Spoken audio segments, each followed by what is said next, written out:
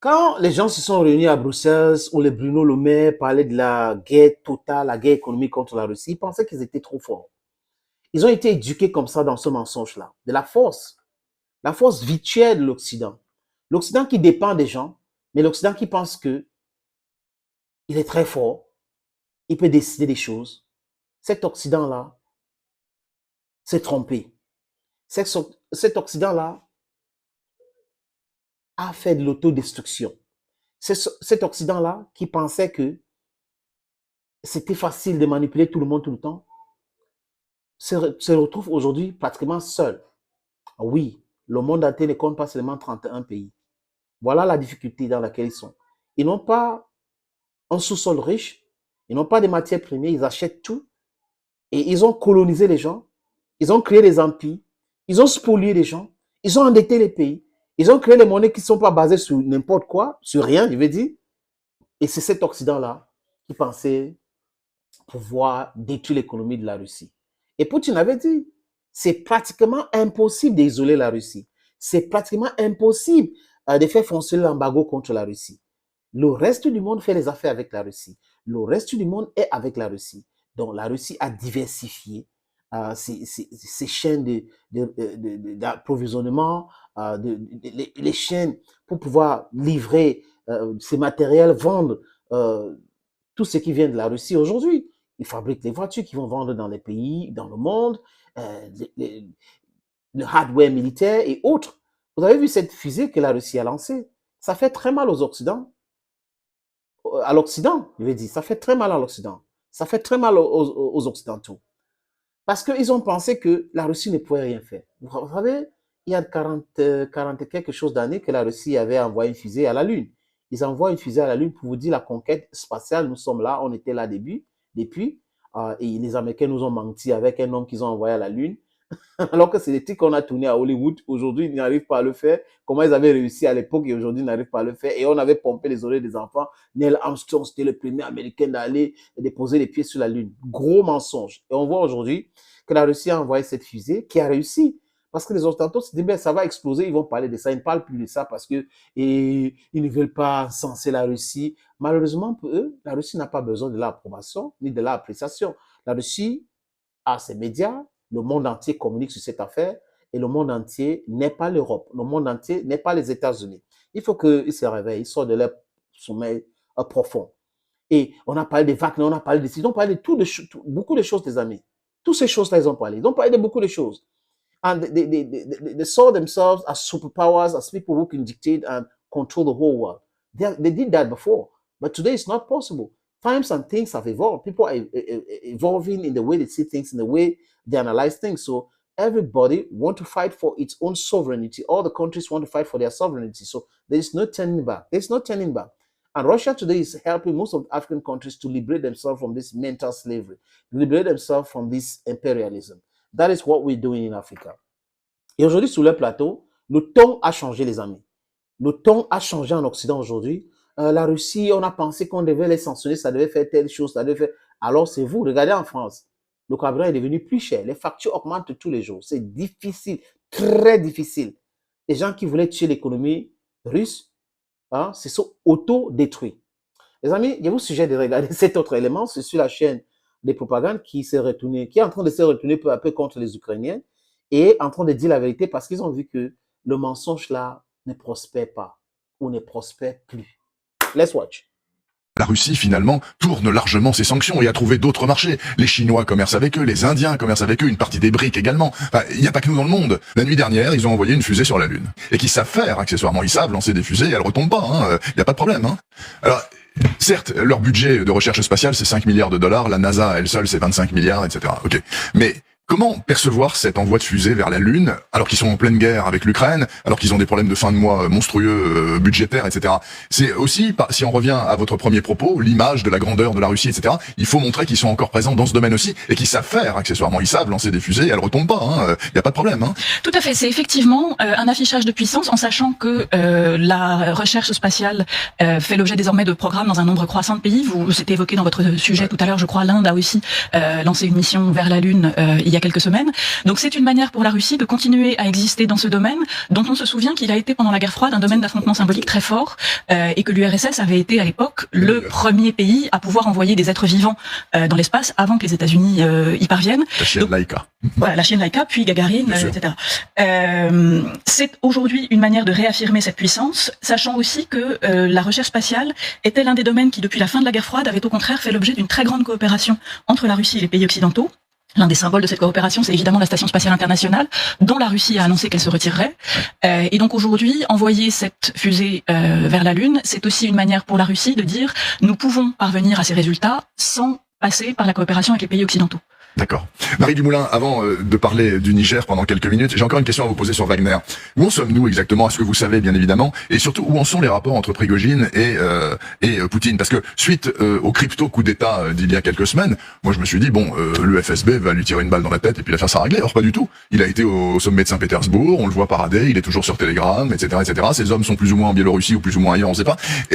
Il a été intégré au processus poutinien et on attend de voir ce qu'on va en faire ou quoi? Alors, il est de toute façon un produit du système Poutine. Il l'a toujours été. Enfin, c'est quelqu'un qui n'aurait pas existé, il n'aurait pas eu ce type de rôle s'il n'avait pas été partie du système Poutine. C'est assez difficile de savoir où en sont les choses pour différentes raisons, et notamment parce qu'on ne sait pas ce qui a été négocié pour sortir de la mutinerie qui avait eu lieu il y a quelques semaines. On avait dit Wagner sera transféré en Biélorussie. Effectivement, il semble qu'une partie des troupes de Wagner soit en Biélorussie, même s'il y a aussi des rumeurs disant que elle pourrait avoir à quitter le territoire biélorusse. On avait supposé que Prigojine lui-même devrait quitter la Russie. Or, on se rend compte que non seulement il peut venir en Russie, et il a également rencontré Poutine après sa tentative de marche sur Moscou. On ne sait en réalité pas du tout ce qui a été négocié. Ce qu'on peut supposer, c'est que les autorités russes ont intérêt à normaliser la situation et à laisser entendre que tout est sous contrôle, et Prigojine est rentré dans le rang.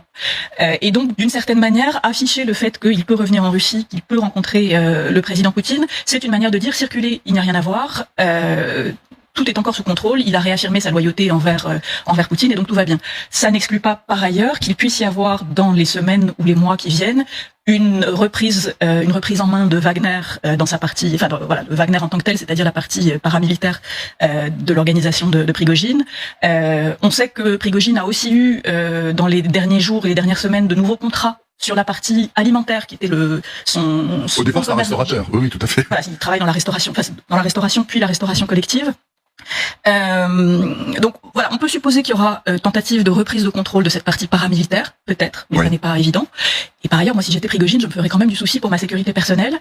Il doit avoir une garde prétorienne, hein, j'imagine, mais enfin, si le FSB... il est à la tête d'une organisation paramilitaire, donc on peut supposer qu'il est bien protégé, mais quand on a été qualifié de traître par Poutine, c'est pas bon signe. Ça n'est pas très bon signe. Sur le long terme, la Russie a la capacité de tenir, alors que l'Ukraine ne l'a pas. De toute façon, il est très clair que sur le long terme, la Russie est avantagée, puisque elle puise dans ses propres ressources, pour l'essentiel, pour poursuivre la guerre, alors que les Ukrainiens comptent essentiellement sur l'aide de pays tiers, en l'occurrence l'Occident, et les Américains, dont la suite est très incertaine vu qu'il y a une présidentielle l'année prochaine, pour continuer. Donc l'avantage est aux Russes, sur le long terme. C'est le calcul de Vladimir Poutine, de considérer que les Ukrainiens, dépendant du soutien occidental, et les Occidentaux étant versatiles, en réalité, tout dépend de nous et de notre capacité et notre volonté de continuer ce soutien à l'Ukraine, parce que par ailleurs, la Russie est plus isolée que ne l'est l'Ukraine, et elle fait l'objet de sanctions dont l'objectif est précisément de contraindre sa capacité à alimenter cet effort de guerre.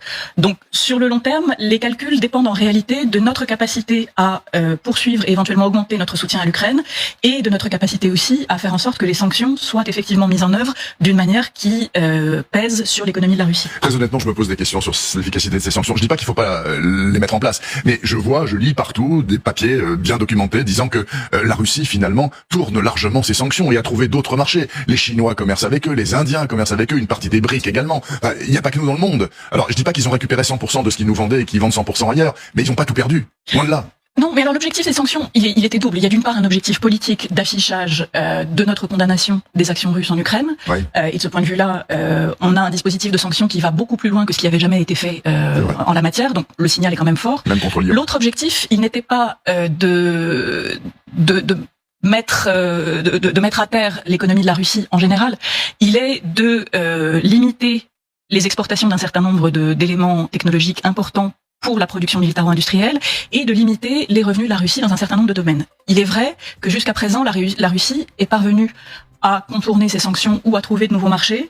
Mais pour ce qui est, par exemple, des exportations d'énergie, la Russie continue à exporter du gaz et du pétrole. Elle le fait à des prix qui ne sont pas du tout ceux qui étaient ceux dont elle avait l'habitude auparavant.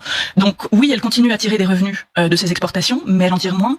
Et l'effort de guerre, par contre, demande beaucoup d'argent. Donc ça ne veut pas dire qu'elle ne peut pas tenir dans la durée, ça veut dire qu'à un moment, il faudra qu'elle fasse des choix de politique économique qui pourront être des choix douloureux pour la population russe, et qui, à un moment, créeront une contradiction entre la volonté des autorités d'afficher un soutien de la population, ou en tout cas une indifférence de la population à ces opérations militaires, et dans le même temps, une mobilisation de l'appareil économique qui a un coût que la population ne sera pas nécessairement prête à supporter. Les amis, ce qui me retiennent, c'est la mine de ce genre-là.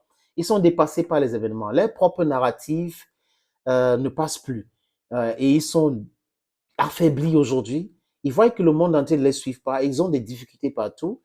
Les prix flambent, le prix du carburant augmente tous les jours, les factures, l'inflation. En France et dans d'autres pays en Europe, c'est très compliqué. Les Allemands qui sont contre les Français aujourd'hui, il y a des petites tensions entre ces deux pays. C'est compliqué. Les gens sont en train de parler même de Frexit parce que l'Union européenne, c'est l'Allemagne. Il ne faut pas qu'on trompe les gens. Et les gens se sont plongés dans des trucs, la France et autres, et ils ont entraîné l'Allemagne dans un truc qui était le non-sens contre la Russie, alors que l'Allemagne avait son gaz qui venait de la Russie, carburant et tout, et ça faisait prospérer l'économie allemande. Et aujourd'hui, cette économie souffre aujourd'hui, ça peine, et c'est à cause de tout ce choses-là, les amitiés bidons les amitiés qu'ils ont avec les Américains et autres. Donc, les amis, ces gens-là ont été éduqués dans le mensonge, dans les narratives, le blanc est fort, le blanc est plus fort, nos pays sont plus forts. Et on a oublié de les dire que c'est parce qu'ils ont passé le temps à piller des pays africains. La France qui gagne 500 milliards d'euros chaque année en Afrique, c'est cette France-là qui prétend aider les pays africains? Non. Vous êtes fous de penser comme ça. Et on est en train de petit à petit en découdre avec cette histoire. Et quand on va stopper cette hémorragie-là, vous n'aurez plus ces 500 milliards chaque année.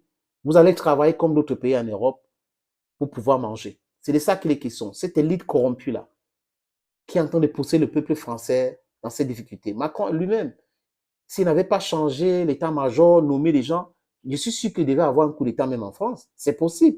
Parce que les gens ne peuvent pas traiter avec quelqu'un qui ne comprend pas la réalité de la politique, la réalité des choses, qui pense que c'est le jeu. Nicolas Sarkozy était venu nous insulter à Dakar.